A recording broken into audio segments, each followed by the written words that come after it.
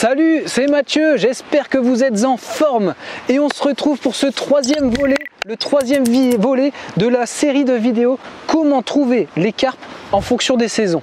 Et oui, épisode 3.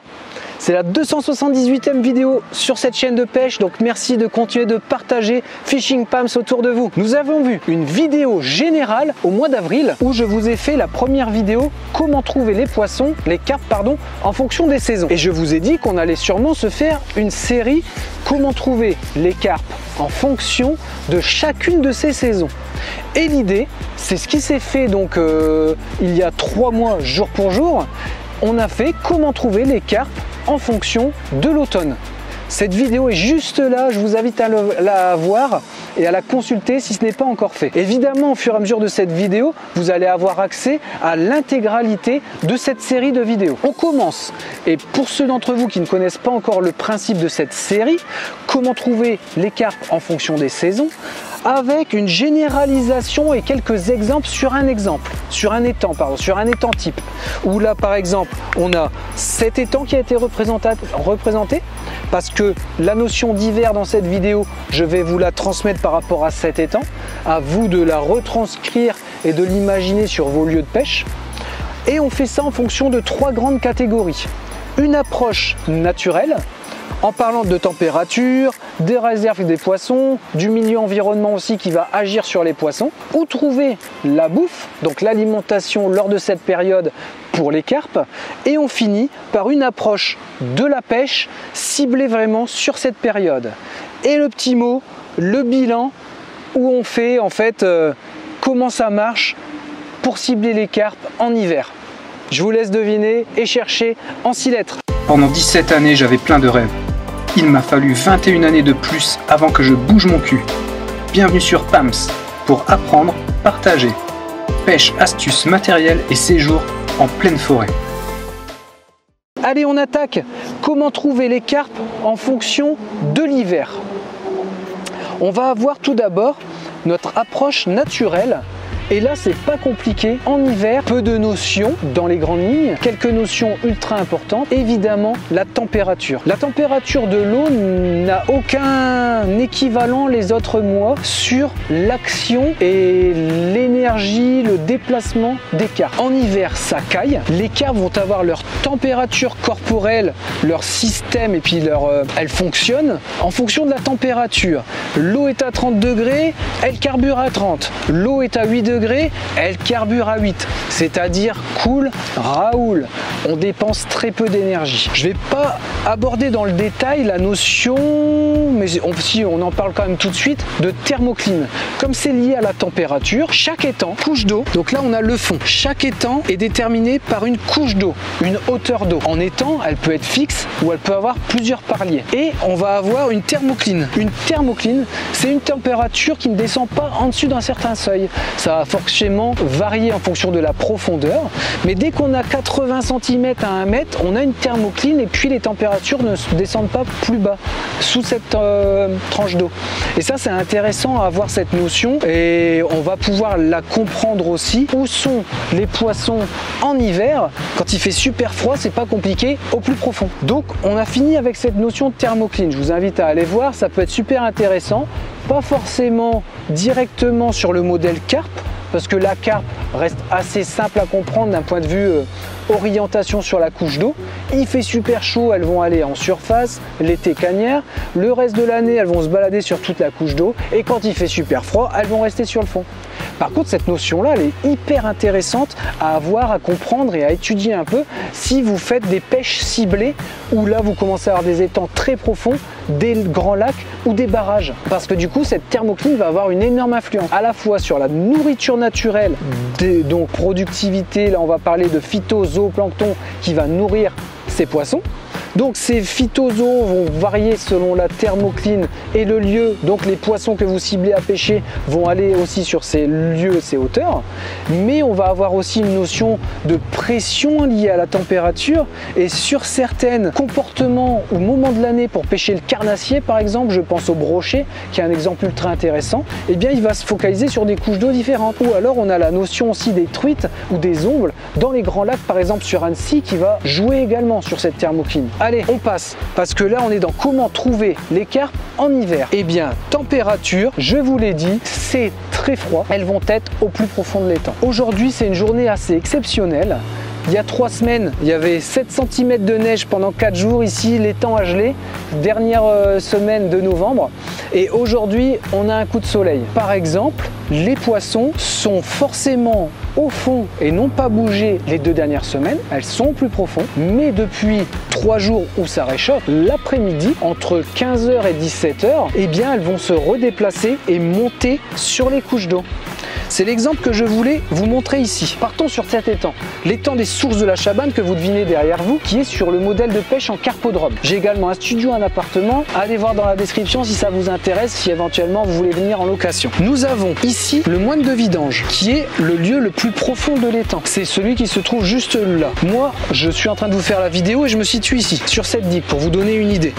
Donc, on va avoir là-bas, complètement en face, à 130, 140 mètres, même 150 si on prend vraiment l'arrivée d'eau ici. Là on a quasiment 200 mètres et là on est à 150 mètres sur le débord de l'étang. Et bien les zones les moins profondes. Cet étang s'alimente sur une rivière. C'est pour ça que je vous ai déterminé ici les zones de profondeur pour vous donner une idée. Ici c'est peu profond. Hop, c'est le tour de l'étang. Donc toute cette partie là on va avoir 80 cm à 1 mètre et puis là 1 mètre à 1 mètre 50 en bordure. Là les pointillés c'est la zone la plus une zone plus profonde qui augmente en profondeur. Donc là on va avoir de 1 mètre à 2 mètres et ici le centre c'est là où on va avoir la zone la plus profonde de l'étang, à peu près 2,50 mètres de moyenne. Cet étang fait 13 000 m² et il y a à peu près 7 à 8 000 m² au plus profond. Du coup, la notion intéressante à aborder, et on l'aborde maintenant, ça va être les courants chauds, les nappes, les sources ou les pluies. Pour cet étang, c'est assez facile à comprendre. On va avoir quelques sources qui arrivent ici en dessous, donc potentiellement c'est une température un peu plus chaude au fond, ici et ici je le sais, ou parce que j'ai vidé l'étang et je connais forcément, les poissons, quelques poissons vont pouvoir vivre en permanence et avoir des poissons dominants à la base de ces sources parce que c'est très riche nutritionnellement et nutritivement parlant. En termes d'insectes, d'interactions, de biotopes spécifiques et de nature différente. Forcément c'est une source, donc il y a un petit sable en permanence qui va y sortir, on va avoir des graviers autour qui créent des choses. Voilà, on a fini pour cette notion de source.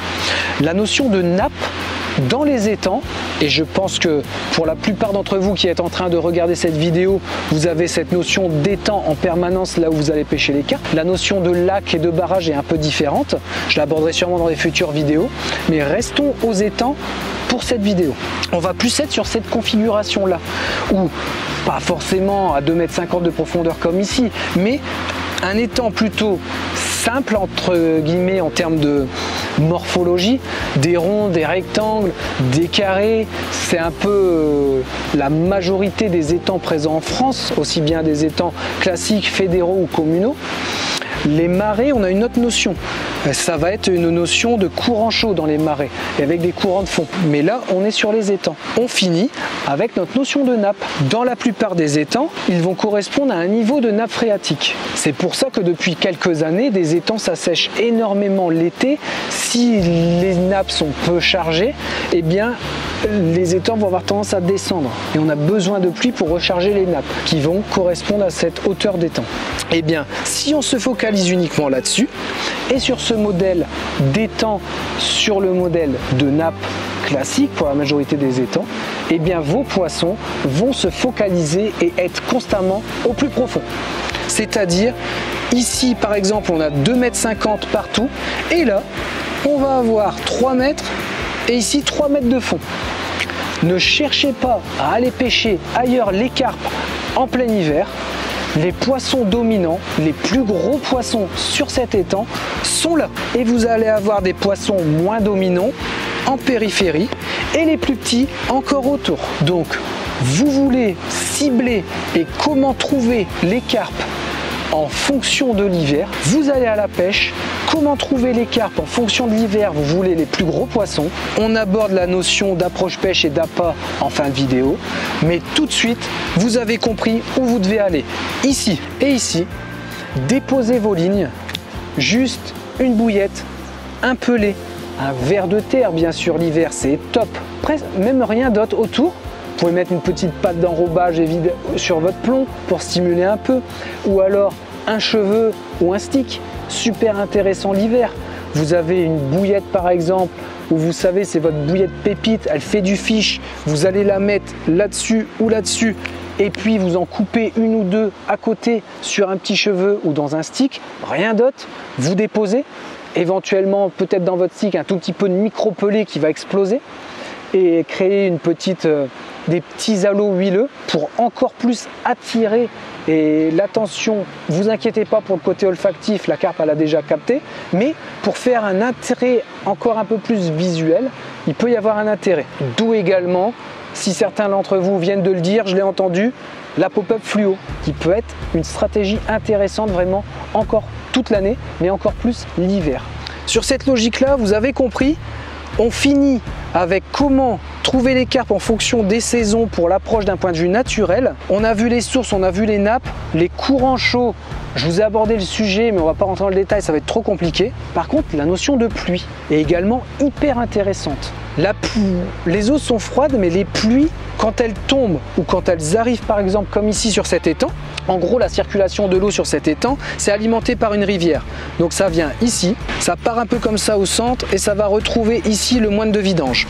Donc ça veut dire que cette courantologie et cette alimentation sur le fond de l'étang qui correspond à l'ancien lit majeur de la rivière, avant que l'étang soit créé, eh bien va en permanence avoir un flux comme ça. Ça veut dire que non seulement là ça correspond aux zones les plus profondes, donc celles où il faut pêcher, mais également aux zones les plus productives toute l'année.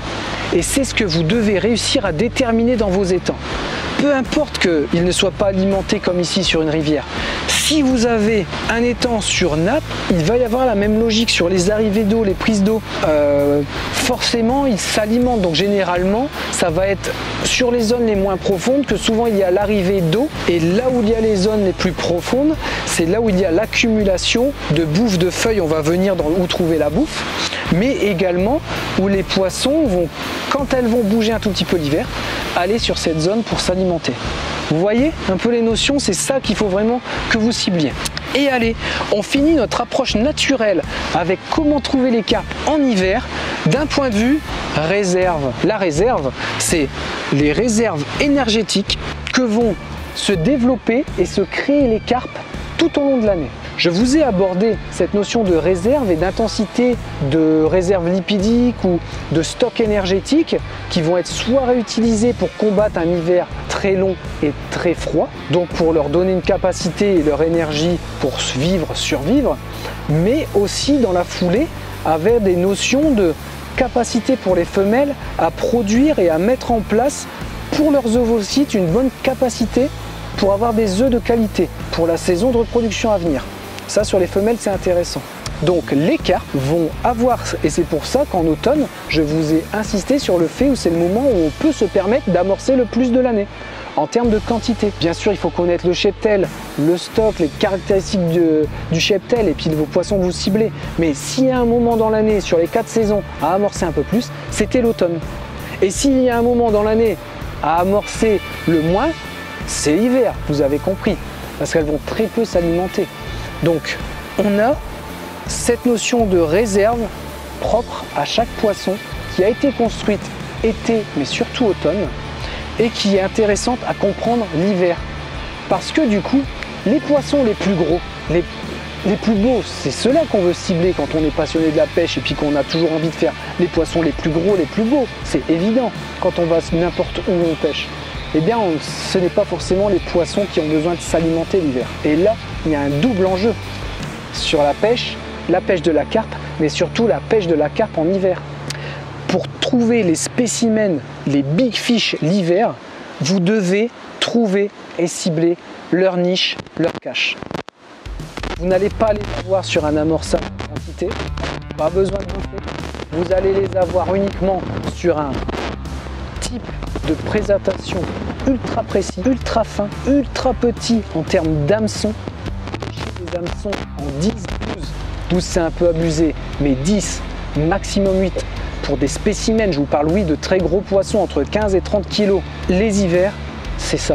on détermine, on se débrouille pour réussir à présenter notre appât, faire descendre notre hèche, qu'elle soit de la manière la plus discrète possible, avec un seul appât qui attire l'attention, qui donne envie de goûter, dans les 2 mètres carrés où se trouve ce spécimen. Toute la pêche de gros poissons en hiver et à mon sens, l'intérêt est là-dedans. Allez, on a fini pour cette approche naturelle avec comment trouver les carpes en hiver. On aborde la notion de la bouffe, l'alimentation, où trouver la bouffe en hiver pour les carpes. C'est pas compliqué, productivité naturelle 0 ou très proche de 0. Pourquoi je vous dis très proche de 0? Parce qu'on va avoir des notions de pierre, de cailloux, de branches, d'arbres, également sur ces zones les plus profondes, restons toujours sur cette logique, les carpes sont là pendant l'hiver, et des notions d'herbiers par contre. Les herbiers, c'est différent de la profondeur. Dès qu'il y a un petit rayon soleil, comme aujourd'hui ce serait le cas, s'il y a des zones d'herbiers dans cet étang, et qu'il n'y a pas quelques carpes dominantes qui sont déjà en permanence là-dedans, eh bien, le midi, le début d'après-midi, jusqu'à 17-18 heures, quelques carpes vont aller naturellement se présenter et aller chercher de la bouffe par curiosité, par jeu, par notion de j'ai besoin un peu de bouffer autour des herbiers. C'est vraiment pas à négliger. Certains types d'herbiers vont tomber en hiver, mais d'autres vont être là toute l'année. Donc à vous de déterminer et puis en fait de chercher ces postes sur ces étangs et sur vos lieux de pêche. Ça peut être également des zones de cailloux ou de pierres, de gravier.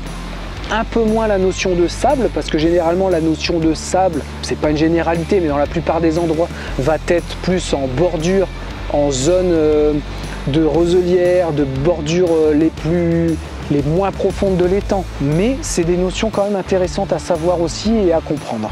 Ensuite, vous avez vu que dans toutes les saisons, je vous aborde et je vous insiste un peu sur la notion des fruits.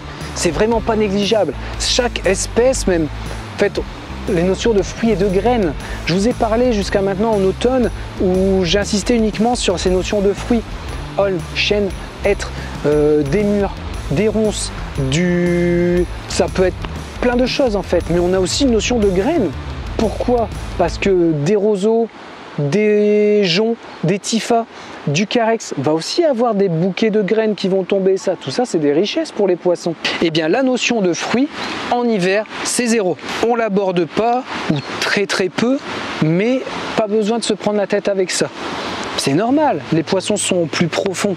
On va pas avoir forcément une logique à aller chercher des poissons en bordure s'il n'y a pas d'obstacle et si la température reste très froide. Ne négligez pas l'aspect que s'il y a un coup de soleil, les poissons vont quand même circuler, une partie tout du moins. Et par contre, la notion de feuille, celle-là, elle est ultra importante. Pourquoi? Parce qu'on a un double aspect dans l'approche des carpes en hiver par rapport aux feuilles et aux niches ou aux zones où elles vont vivre. Je vous ai dit que tous les poissons dominants, ça va être le plus profond. Mais par contre, on va avoir des notions de feuilles, il n'y en a pas dans tous les étangs, mais qui est ultra intéressante à comprendre.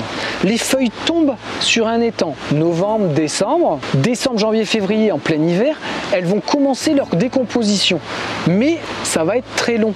Et surtout, comme la température est froide, c'est long entre autres, mais surtout elles ne vont pas tout de suite se tasser, elles vont plus se tasser en fin d'hiver et au printemps pour ensuite se décomposer avec le réchauffement de la température et de tous ces micro-organismes qui vont consommer les feuilles et avec la vase en dessous créer des phénomènes pour que cette vase se recrée et se diversifie et on va avoir un pic d'insectes, de micro-organismes et tout ça.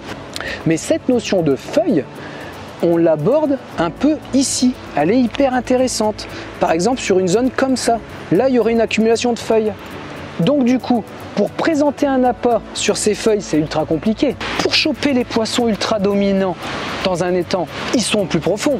Mais tous les autres des poissons, les 90-95% les moins dominants, les plus faibles, les petits, on peut s'amuser à faire des cartons là-dessus en hiver. Eh bien, il va falloir aller les chercher au milieu des feuilles. Parce que ces notions de feuilles, elles ne sont pas dominantes, elles n'ont pas beaucoup de force entre guillemets pour aller chercher les zones les meilleures pour eux pour se protéger de l'hiver, donc le plus profond, mais elles ont des notions de cache au milieu de ces feuilles. Et ça, c'est intéressant à savoir. Si vous avez un étang rectangulaire classique, et là vous avez une accumulation de feuilles là ou là, que vous voulez pêcher les gros, vous êtes en plein milieu, j'espère que vous avez compris pour les spécimens, au plus profond, pas forcément au milieu mais au plus profond. Mais si vous voulez vous éclater à faire des zones pêche, qu'il n'y a rien du tout sur cet étang et que là vous avez des zones de feuilles, eh bien vous savez que la plupart des carpes, on va dire les petites carpes moins dominantes mais qui sont en grande quantité, vont se trouver sur ces zones-là. Et c'est intéressant de commencer à essayer d'aller faire des pêches là-dessus. Pas forcément avec des amorces denses, parce que c'est compliqué de présenter des appâts au milieu des feuilles, mais des amorces légères, ultra explosives, ou juste une ou deux petites bouillettes qui explosent, ou un ou deux pelés qui pètent, ou juste un dip, une petite bouillette et un dip qui va venir se déposer sur cette feuille. Vous pouvez évidemment, quand vous pêchez sur cette stratégie de feuilles pour trouver les carpes là où en fait elles auraient aussi de la bouffe, avoir cette notion de lancer-ramener régulièrement. Souvent à la carpe, on va pêcher de manière, on pose et on attend. On peut attendre très longtemps. Certains pêcheurs rejettent toutes les heures ou tous les 2 heures.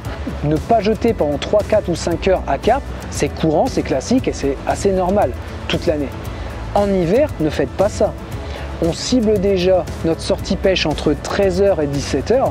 Ciblez et relancez régulièrement quand vous êtes sur ce type de stratégie. Parce que votre appât peut être vite non utilisable, non vu, même si en fait elle vaut quand même le sentir, mais visible difficilement à cause de ces feuilles.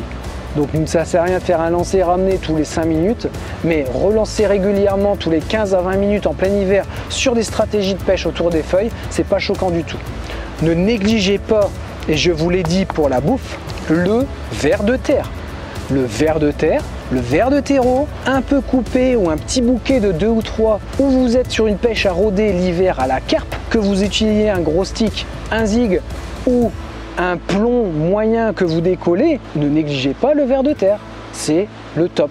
En plus, régulièrement, vous allez vous taper de la perche ou du brochet, en même temps que vous manipulez, autour de ces zones. Donc on y va pour la carpe, mais si on se fait un beau petit brochet en passant ou quelques séries de perches, c'est sympa aussi je trouve. Allez, on a fini pour comment trouver les carpes en hiver, l'approche naturelle et l'approche la bouffe. Peu de choses à dire d'un point de vue bouffe, c'est l'hiver forcément. Je vais aborder d'autres notions dans des futures vidéos là-dessus avec des choses ultra intéressantes et pertinentes à faire en termes de présentation l'hiver. C'est ce qui va se développer sur cette chaîne. Donc je vous invite évidemment à vous abonner si ce n'est pas fait, ça m'aide. Donc merci beaucoup. On finit avec la notion de l'approche pêche. Je vous ai abordé, on ne revient pas, c'est le bilan, sur où sont les poissons. Donc où pêcher. Vous avez vu les spécimens au plus profond. Les poissons intermédiaires, quand il y a du soleil, sur des obstacles ou des choses différentes. Et d'une manière générale, autour de zones d'accumulation de feuilles. Point. Où pêcher en hiver, c'est là. Maintenant, la notion d'amorçage. Vous avez vu, j'insiste à chaque fois, la vidéo au printemps, en été, on n'aborde pas l'amorçage de la carpe de la manière identique en termes de volume. L'automne, comme vous avez vu, on met plus de quantité, on n'hésite pas. Mettez pas 3 kg à chaque fois que vous lancez une ligne. Je parle souvent d'une notion de 20-30 grammes maximum l'hiver. L'été, je serai plus sur 40 à 100 grammes sur un stick, sur un jet, sur une zone d'amorce ou quand on arrive sur une zone 400-500 grammes. Là où au printemps, ça me choque beaucoup moins de mettre un coup 600 ou 800 grammes ou 1 kg et 200 ou 250 grammes à chaque rappel sur un gros stick, sur du frondage, sur du spod. Vous voyez comment vous utilisez. Mais voilà la notion. Pour l'hiver, on est en hiver. Comment trouver les carpes en hiver? Ne mettez rien. Je voulais aborder. On a vu ça dans l'approche naturelle, dans l'approche de la bouffe, la pop-up toute seule, la petite bouillette toute seule, éventuellement le petit dip, éventuellement une couleur claire pour distinguer. Le ver de terre, c'est largement suffisant, rien d'autre. Vous devez, et votre mission n'est pas de présenter ou de trouver le meilleur appât ou d'amorcer le plus. C'est pas ça qui va marcher l'hiver. Ce qui va marcher l'hiver, c'est présenter une seule chose le plus près possible de ce poisson, parce qu'il peut se déplacer. Si vous avez votre appât proche du poisson, c'est bon, c'est ce qu'il faut et c'est notre mission en hiver.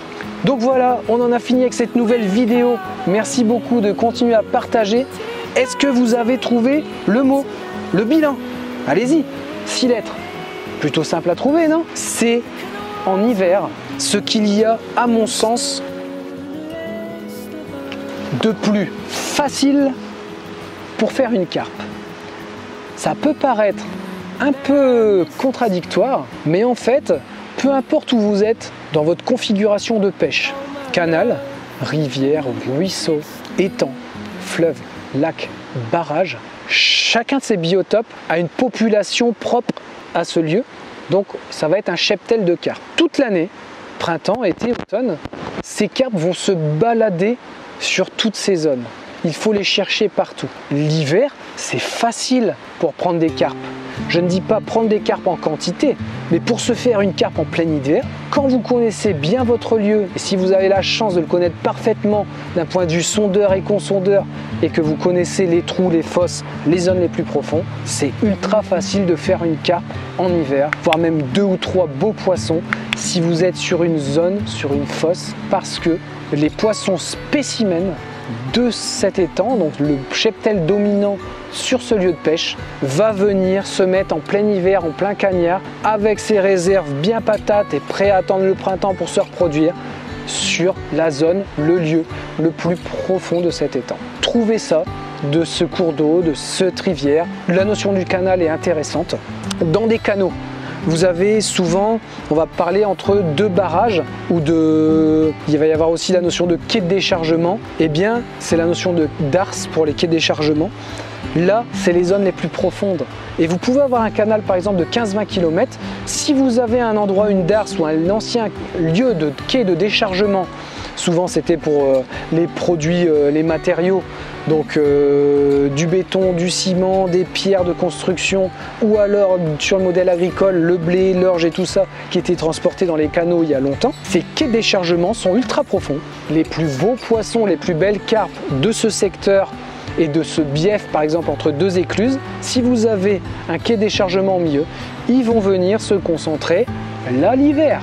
Et c'est la même notion à savoir qui est intéressante en termes de pêche au cou, c'est la même logique également pour toutes les espèces et tous les poissons. Le carnassier c'est un peu différent, mais il y a de ça aussi. Allez, merci de continuer de partager s'il vous plaît autour de vous toutes les vidéos de Fishing Pams, cette chaîne qui se développe depuis bientôt 2 années avec déjà bientôt 300 vidéos sur cette chaîne. Merci de continuer de partager, c'est le tout début de cette chaîne. Merci beaucoup pour vos abonnements. Évidemment, faites de vos rêves votre vie et je vous donne rendez-vous dans toutes les autres vidéos sur cette chaîne, mais bien sûr d'ici 3 mois, 21 mars, pour comment trouver les carpes au printemps, bien sûr.